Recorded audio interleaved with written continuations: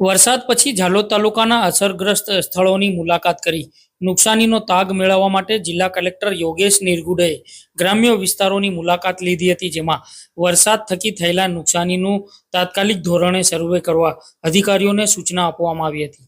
સમગ્ર રાજ્યભરમાં અત્યારે વરસાદી માહોલ સર્જાઈ રહ્યો છે, ત્યારે દાહોદ જિલ્લામાં વરસાદે વિરામ લેતા જિલ્લા કલેક્ટર યોગેશ નિરગુડેએ વરસાદ થકી થયેલા નુકસાનની સમીક્ષા કરવા ઝાલોદ તાલુકાના અસરગ્રસ્ત સ્થળોની મુલાકાત લીધી હતી। આ મુલાકાત દરમિયાન કલેક્ટર યોગેશ નિરગુડેએ ઝાલોદ તાલુકામાં આવેલા પંચક્રિષ્ના, માટલી ખુડાના, માંડલેશ્વર તેમજ ઝાલોદ પોલીસ સ્ટેશનની વિઝિટ કરી ઝાલોદ પ્રાંત કચેરી ખાતે અધિકારીઓ સાથે સમીક્ષા બેઠક કરવામાં આવી હતી। ઉપરાંત ગરાડુ મુખ્ય પ્રાથમિક શાળા, ગરાડુ ગ્રામ પંચાયત તેમજ ગરાડુ પ્રાથમિક આરોગ્ય કેન્દ્રની પણ મુલાકાત લીધી હતી। એ સાથે તેઓએ જે ઘરોમાં વરસાદના કારણે નુકસાન થયું હોય અને તેમની પણ મુલાકાત લઈ નુકસાનનો તાગ મેળવ્યો હતો।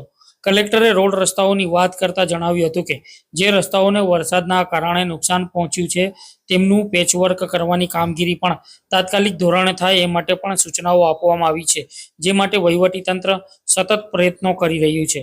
મુલાકાત વખતે કલેક્ટર યોગેશ નિરગુડેએ સંબંધિત તમામ અધિકારીઓને તાત્કાલિક ધોરણે નુકસાનના સર્વેની કામગીરી જલ્દીથી પૂર્ણ કરવાની સૂચના આપી હતી અને નુકસાની માટે જે કંઈ પણ ચૂકવવા પાત્ર થતું હોય તે તાત્કાલિક ધોરણે ચૂકવવામાં આવે એવી સૂચનાઓ પણ આપવામાં આવી હતી।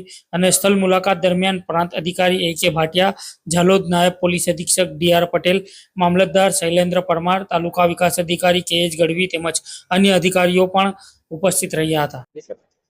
આજે વરસાદ પછી ઝાલોદ તાલુકામાં જે કંઈ નુકસાની થઈ હશે એના સંદર્ભે સ્થળ મુલાકાતો કરવામાં આવી હતી। એમાં પ્રાંત અધિકારી શ્રી, મામલતદાર શ્રી, TDO શ્રી અને અન્ય અધિકારીઓ પણ સાથે હતા। એમને પણ સૂચનાઓ આપવામાં આવેલ છે કે જે કંઈ નુકસાની થઈ હશે તેમને તાત્કાલિક ધોરણે સર્વે થઈ જાય અને લોકોને ચૂકવવા પાત્ર જે કંઈ કોમ્પન્સેશન હશે એ તાત્કાલિક ધોરણે ચૂકવવામાં આવે।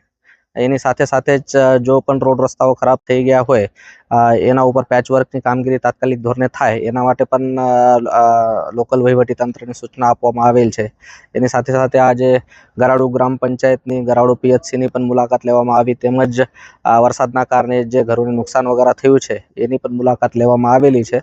તો વહીવટીતંત્ર સારી રીતે કામ કરી રહ્યું છે અને જે કંઈ સર્વેની કામગીરી છે તાત્કાલિક ધોરણે પૂર્ણ કરવા માટે પ્રયત્ન કરી રહ્યું છે।